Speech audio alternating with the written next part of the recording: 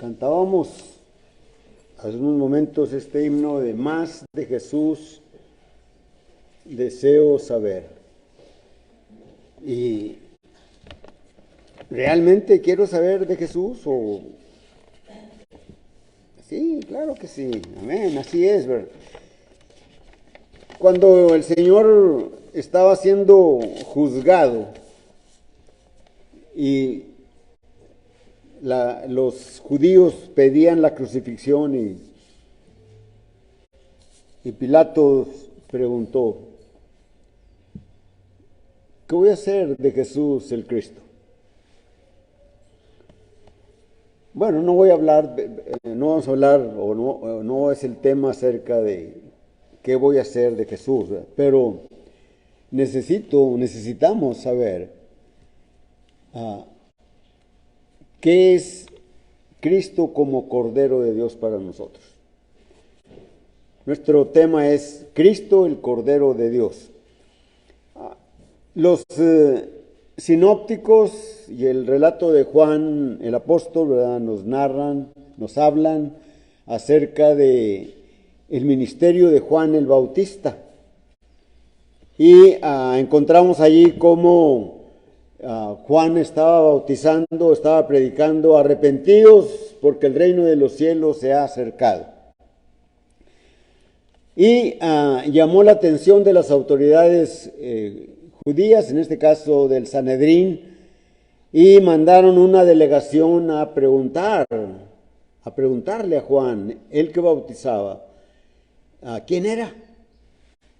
Y allí encontramos a partir del versículo 19 del capítulo primero del Evangelio de Juan, cuando dice, este es el testimonio de Juan, cuando los judíos se enviaron de Jerusalén para que le preguntasen, ¿tú quién eres? Y en el versículo 19 están enfatizando esto porque ellos tienen esa inquietud por la gente que está trayendo Juan, el que bautizaba, con su predicación de arrepentidos porque el reino de los cielos se ha acercado. En el versículo 20, él dice, yo no soy el Cristo. Y en el versículo 21 le dijeron, pues ¿quién eres? Para dar respuesta a los que nos mandaron para averiguar quién eras tú. ¿Eres tú Elías? No, no soy Elías. ¿Eres tú el profeta? No, no soy el profeta. Entonces, ¿quién eres? Y Juan el Bautista contesta, yo soy uno que viene a preparar el camino del Señor, y él menciona allí al profeta Isaías, ¿verdad?, hablando él de esto.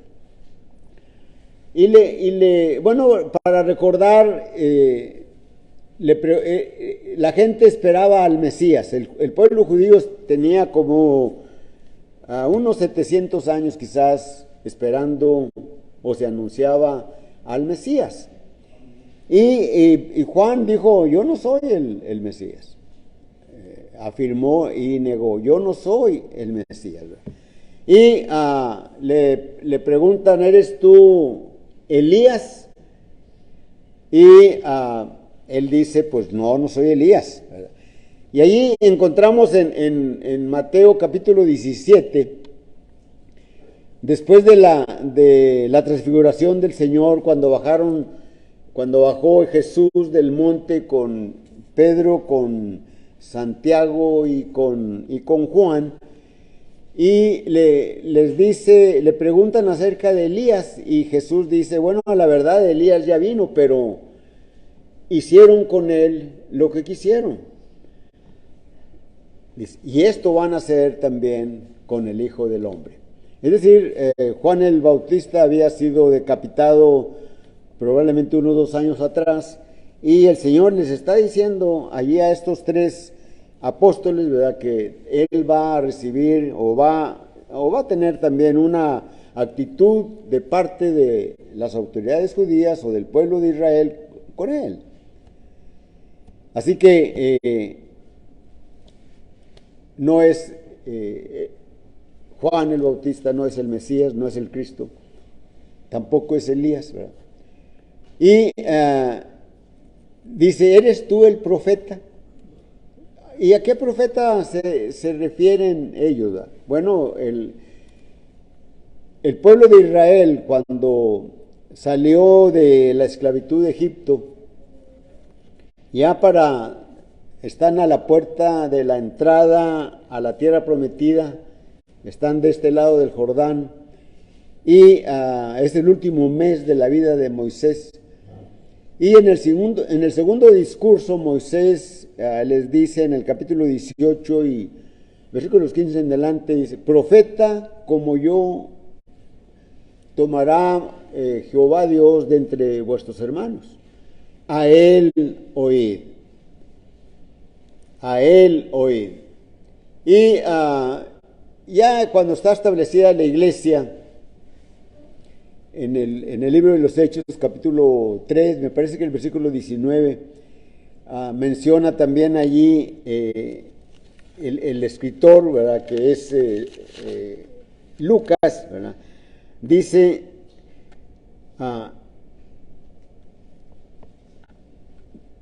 que oyesen a Jesús, a ese profeta que iba a levantar Dios, dice, y el que no lo oiga será desarraigado, ¿verdad? Es decir, será quitado de la parte de el plan de Dios. Ahora, estábamos cantando, más de Jesús deseo saber. Más de Jesús deseo saber. Y estamos hablando de Jesús. Por eso traje a colación la pregunta de Pilato. ¿Qué voy a hacer? ¿Qué van a hacer? ¿O qué voy a hacer de Jesús el Cristo? Y sabemos que el pueblo respondió, crucifícale, crucifícale. Bueno, aquellos judíos, regresando a nuestra lección del Evangelio de Juan, en el capítulo 1 y versículo 19 en delante, han interrogado a Juan el Bautista acerca de él. ¿Quién eres? ¿Y por qué bautizas si no eres el Cristo, si no eres Elías, si no eres el profeta? ¿Por qué bautizas? Y el siguiente día, Juan el Bautista va a venir a Jesús, y en el versículo 29 de Juan 1 dice, he aquí el Cordero de Dios que quita el pecado del mundo. Voy a leer el versículo 29. El siguiente día vio Juan a Jesús que venía a él y dijo, he aquí el Cordero de Dios que quita el pecado del mundo. He aquí el Cordero de Dios. Juan 1, versículo 29. He aquí el Cordero de Dios que quita el pecado del mundo. ¿Qué idea o qué pensamiento tendría no solamente Juan el Bautista, sino el pueblo de Israel acerca de un cordero? Bueno, todo buen judío ortodoxo, ¿verdad?, sabía que se había celebrado la primera Pascua allá en Egipto y habían inmolado un cordero. Y la sangre que derramó ese cordero fue embarrada en el dintel y en los postes de la puerta. Y todos los que estaban dentro de cada casa donde había esa señal de la sangre, el heridor no entraba y el primogénito vivía, tanto de los humanos como de las bestias. Bueno, se acordaban de eso. Más adelante, ya cuando ya salieron y además con ese cordero que ellos tenían en su mente, ¿verdad?, que lo celebraban cada año, la fiesta de la Pascua, recordaban cómo había salido el pueblo de Israel con mano fuerte y brazo poderoso de Jehová de la esclavitud de Egipto y llevados rumbo a la tierra prometida. Cuando ya salieron y están allí en el monte Sinaí, recibieron las leyes, recibieron muchas cosas que ellos deberían de hacer, entre ellos el tabernáculo, fue instituido el sacerdocio levítico, etc. Y también un sinnúmero de sacrificios. Y uno de ellos, en el cual se sacrificaba cada día un cordero, ¿verdad?, por la mañana y un cordero por la tarde, para recordar, ¿verdad?, que esa observancia aseguraría la gracia y la bienaventuranza de Jehová para el pueblo de Israel. Y lo hacían, ¿verdad? Y lo hacían. Entonces, tenían muchas cosas los judíos en su mente acerca de un cordero, pero principalmente era el cordero de la Pascua.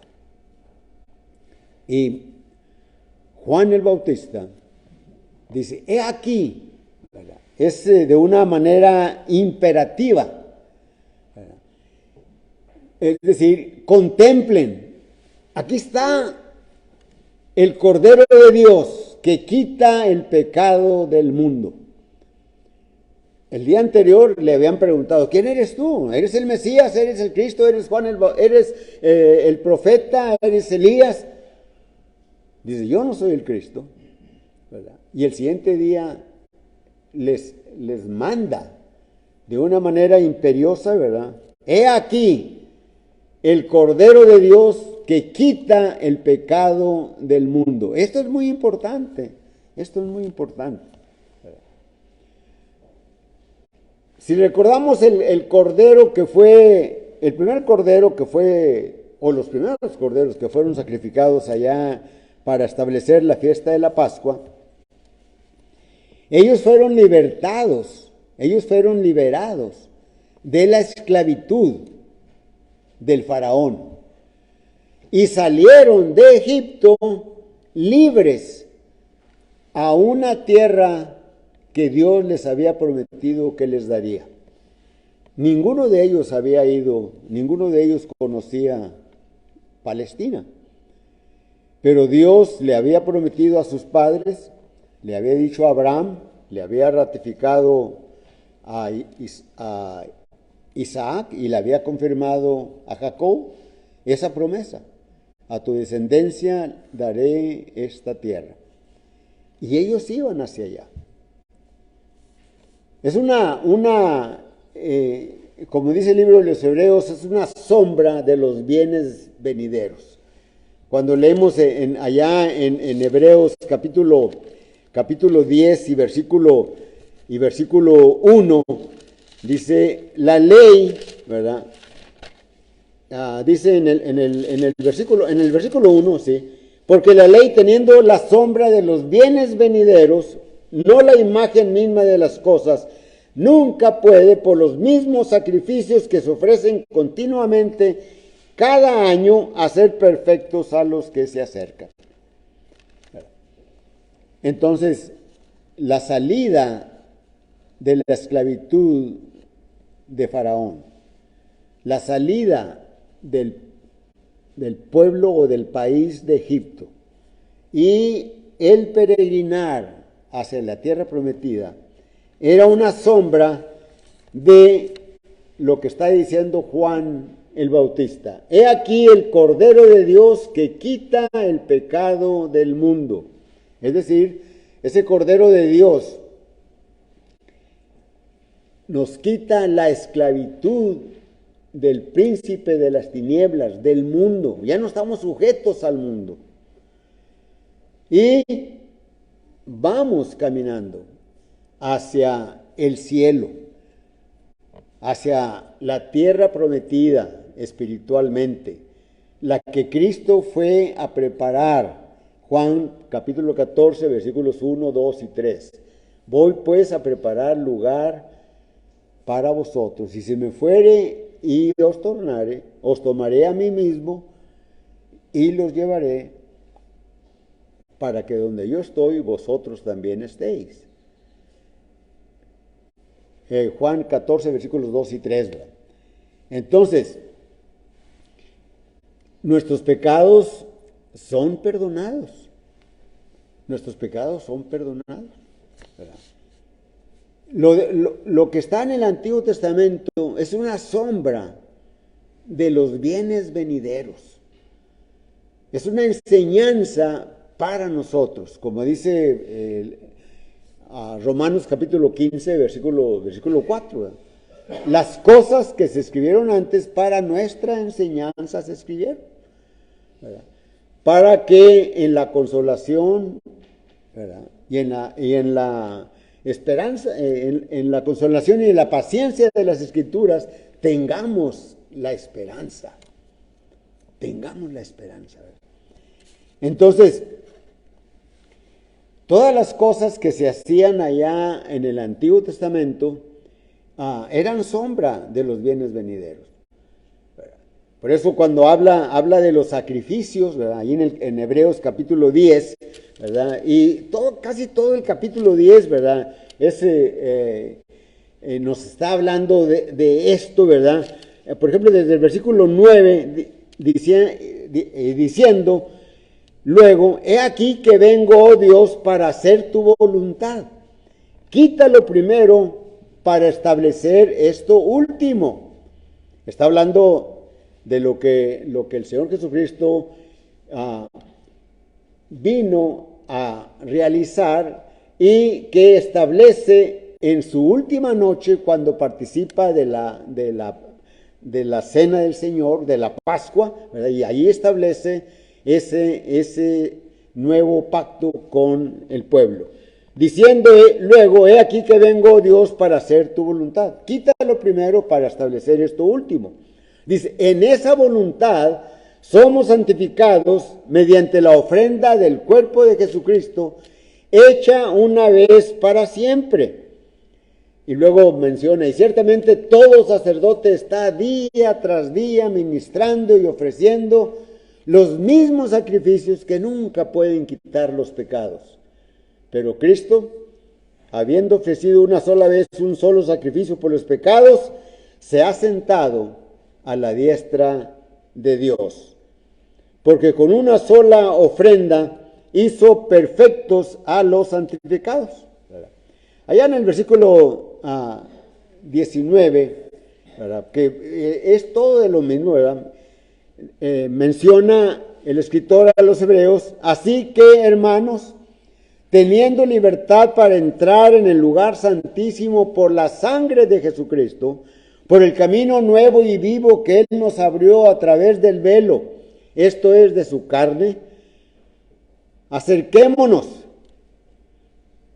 y teniendo un gran sacerdote sobre la casa de Dios, acerquémonos con corazón sincero, en plena certidumbre de fe, purificados los corazones de mala conciencia y lavados los cuerpos con agua pura, mantengamos firmes, sin fluctuar, la profesión de nuestra esperanza. Porque fiel es el que prometió. Y considerémonos unos a otros para estimularnos al amor y a las buenas obras, no dejando de reunirnos, de congregarnos, como algunos tienen por costumbre, y más exhortándonos, y más cuando veis que aquel día se acerca. Entonces, Juan está presentando al Cordero de Dios. He aquí el Cordero de Dios. Presten atención, vean el Cordero de Dios, vean lo que Él es. Él quita el pecado del mundo. Los corderos anteriores no quitaban los pecados, no quitaban. Ahí en el capítulo 9 de Hebreos, dice allí en el versículo 11, dice, pero estando ya presente Cristo, sumo sacerdote de los bienes venideros, por el más amplio y más perfecto tabernáculo no hecho de manos, es decir, no de esta creación, y no por sangre de machos cabríos, ni de becerros, sino por su propia sangre. Entró una vez para siempre en el lugar santísimo, habiendo obtenido eterna redención. Este es el Cordero de Dios que está presentando Juan, el que bautizaba a esos israelitas. ¿Quién eres tú? ¿Eres el Cristo? ¿Eres el Mesías? No soy. ¿Eres el profeta? No, no soy el profeta. ¿Eres Elías? No, no soy Elías. Entonces, ¿quién eres? ¿Por qué bautizas? Yo soy uno, ¿verdad?, que traigo o que vengo a preparar y que hablo acerca de ese Cristo, de ese Jesús, para preparar su camino para que ustedes vengan a Él, para que entiendan y comprendan las Escrituras. En realidad, cada cristiano debemos de presentar al Cordero de Dios a los demás, pero también a nosotros mismos.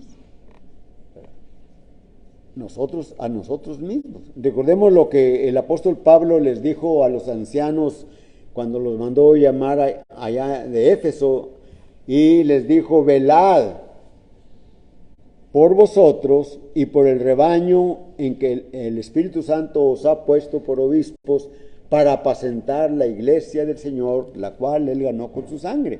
Hechos 20, versículo 28. Es decir, primero por uno mismo. Y es lo que el apóstol Pablo les dice a los ancianos, a los obispos, a los pastores. Son las mismas personas. Velad por el rebaño. Velad por ustedes mismos y por el rebaño en que el Espíritu Santo os ha puesto por obispos. Velemos. Ahora que hemos obedecido el Evangelio y que hemos salido de la esclavitud del mundo, de todas las cosas que nos ataban al mundo. ¿Se acuerdan lo que el apóstol Pedro escribió en el capítulo 1, ¿verdad? Cuando dice: y si proclamáis por aquel que no hace acepción de personas, por las obras de ustedes, de cada uno de ustedes, dice: miren, velen, vayan en su vida con temor, cada día, toda su vida, estén en ese camino, porque hay una razón. Dice continúa diciendo ahí en el versículo 18 de Juan, de Pedro, 1 Pedro 1, ¿verdad? Sabiendo que fuisteis rescatados de vuestra vana manera de vivir, la cual recibisteis de vuestros padres. 1 Pedro capítulo 1, versículo 18. Y el 19 dice, ¿verdad?, no con metales preciosos como oro o plata. Entonces, ¿por qué? Dice, sino con la sangre preciosa como de un cordero sin mancha y sin contaminación, preparado desde antes de la fundación del mundo, pero manifestado en estos postreros tiempos por amor a vosotros. Es lo que dice el apóstol Pedro. ¿Qué vamos a hacer con el Cordero de Dios? Cristo es el Cordero de Dios. Cristo nos sacó de la esclavitud del mundo. Efesios capítulo 2 y versículo 1, ¿verdad? Y Él os dio vida a vosotros cuando estabais muertos en vuestros delitos y pecados, en los cuales anduvisteis en otro tiempo, haciendo la voluntad de la carne y de los pensamientos, y éramos por naturaleza hijos de ira, lo mismo que los demás. Pero Dios, que es rico en misericordia, con el gran amor con que nos amó, ese Cordero de Dios que derramó su sangre para satisfacer a Dios, al Padre. Ese sacrificio que Jesucristo hizo satisfizo a Dios. Y ya Él cumple la ley por nosotros. Él cumple la ley por nosotros. 2 Corintios capítulo 5 y versículo 21. Al que no conoció pecado, por nosotros lo hizo pecado, haciéndonos justicia de Dios en él. Miremos lo que es Cristo como Cordero de Dios. Bueno, hemos visto dos puntos, ¿verdad? El primero de ellos, que Juan presenta a Cristo como el Cordero de Dios. Y el segundo punto es que ese Cordero de Dios quita el pecado del mundo. Bueno, el tercer punto es, ¿cómo vamos a obtener o cómo puedes obtener tú esta bendición? Tú que estás alejado de Dios. Para todos los religiosos, en las distintas denominaciones y grupos que hay, de los miles y miles que hay por el mundo, necesitan escudriñar las Escrituras. Necesitan escudriñar las Escrituras. ¿Qué van a hacer de Jesús el Cristo? Van a gritar o van a decir, hazlo a un lado, crucifícalo. Bueno, Juan el Bautista nos dice, he aquí el Cordero de Dios que quita el pecado del mundo. Y yo estaba en pecado. Él llevó nuestros pecados. Allá en Isaías capítulo 53 y versículos del 4 hasta el versículo 6, dice, ciertamente llevó él nuestras enfermedades y sufrió nuestros dolores, y nosotros le tuvimos por azotado, por herido de Dios y abatido. Mas él herido fue por nuestras rebeliones, molido por nuestros pecados. El castigo de nuestra paz fue sobre él, y por su llaga fuimos nosotros curados. Todos nosotros nos descarriamos como ovejas, cada uno se apartó por su camino, mas Jehová cargó en él el pecado de todos nosotros. Cristo es nuestra paz. ¿Sabemos en qué consiste esa paz? ¿Tenemos idea de en qué consiste esa paz? Esa paz consiste en que es la reconciliación de nosotros con el Padre Celestial. Somos reconciliados, estamos en paz con Dios. Estamos en paz con Dios. ¿Y cómo obtiene aquellos que aún no han obedecido el Evangelio? Esa paz, esa reconciliación. Ya miramos, ¿verdad?, que en Hebreos capítulo 10, versículos del 1 al 2, del 9 al 15 y del 19 al 25, ¿verdad?, que todos los sacrificios del Antiguo Testamento no solamente purificaban la carne, ¿verdad?, pero el sacrificio de Cristo, ¿verdad?, limpia nuestras conciencias. Limpia nuestras conciencias. Y el pueblo de Israel fue sacado físicamente de un país donde estaba esclavizado y lo llevó a través del desierto a la tierra prometida. El sacrificio de Cristo nos sacó de la esclavitud del mundo y estamos en camino hacia el cielo, hacia la tierra prometida espiritual, a la que el Señor ha ido a preparar. Esa es la diferencia. Aquella es la enseñanza, es la sombra, ¿verdad?, de los bienes venideros, de los bienes reales que tenemos. Entonces, ¿cómo obtienes tú esto, verdad? El apóstol Pedro, ¿verdad? Dijo allá en el versículo 24 de su primera carta, ¿verdad? Dice la escritura, 2:24, perdón, no 1:24. Quien llevó él mismo nuestros pecados en su cuerpo sobre el madero, para que nosotros, estando muertos a los pecados, vivamos a la justicia, y por cuya herida fuimos nosotros curados. Y es lo que también dice Pablo, que ya mencioné en Efesios 2:1. Y Él os dio vida a vosotros cuando estabais muertos en vuestros delitos y pecados. Entonces, punto número 3 es cómo obtener esas bendiciones de Cristo, el Cordero de Dios, que quita el pecado del mundo. Bueno, hay que oír el mensaje, hay que oír que Cristo vino a este mundo, tomó forma humana, como dice Juan 1:14, después de Juan 1:1, en el principio era el Verbo, y el Verbo estaba con Dios, y el Verbo era Dios.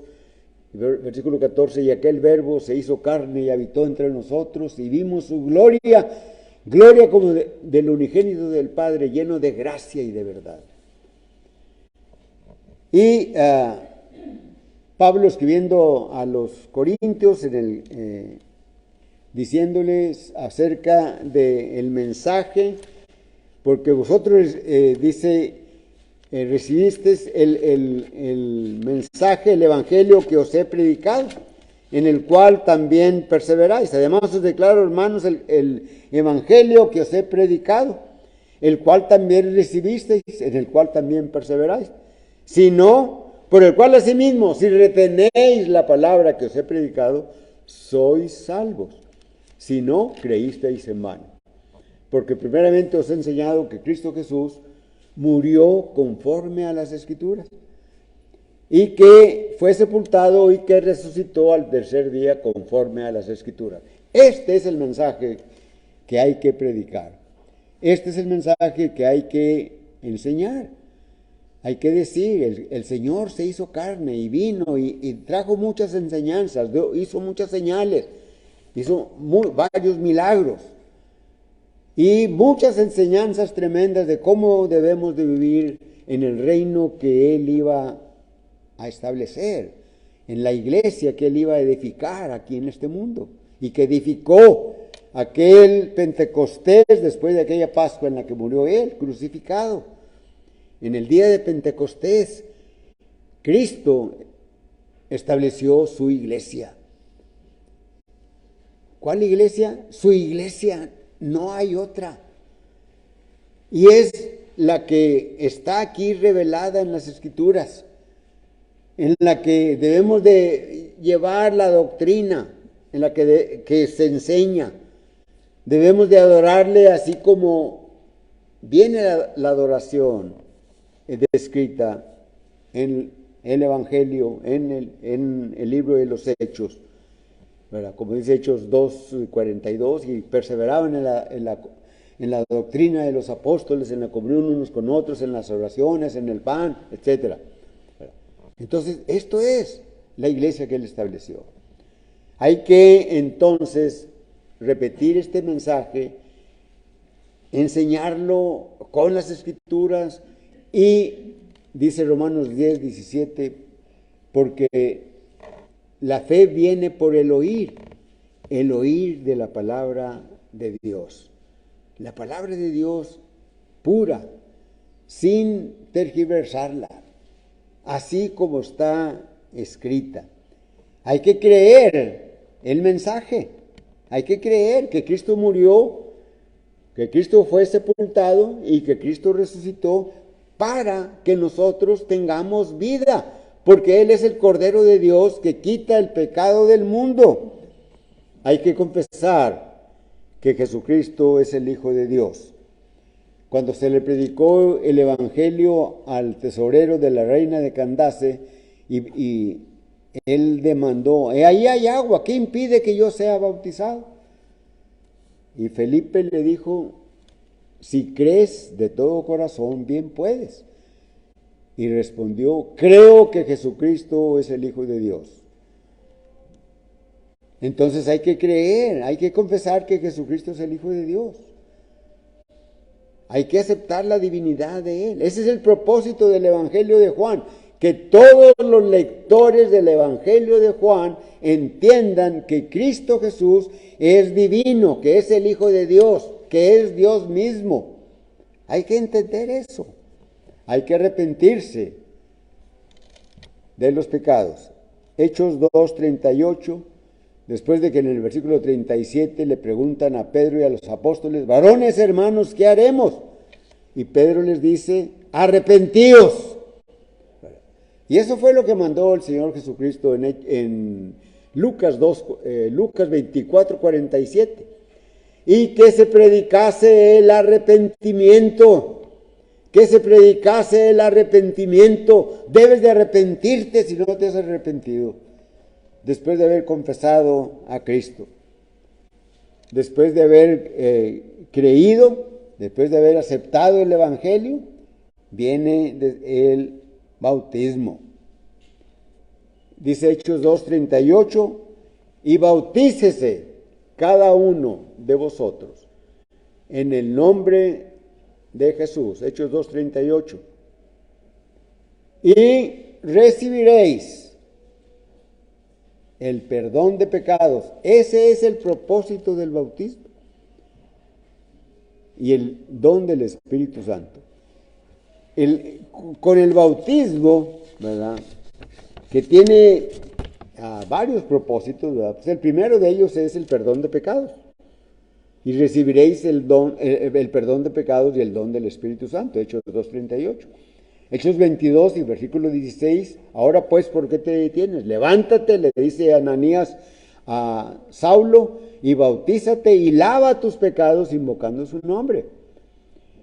¿Qué otro propósito hay? Somos salvos. Alcanzamos la salvación. Tenemos la salvación.